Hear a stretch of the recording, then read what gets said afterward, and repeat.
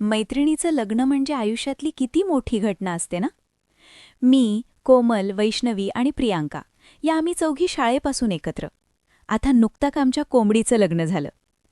कोमल, आमची कोंबडी. आम्ही अगदी छोट्या शिशूपासून एकत्र, वयाच्या 4थ्या वर्षांपासून.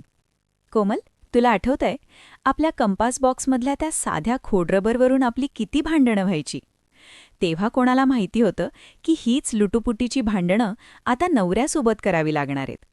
सुखात तर सगळेच सोबत असतात ग, पण दुःखात जी खंबीरपणे सोबत असते ना, ती मैत्री जरा जास्तच खास असते.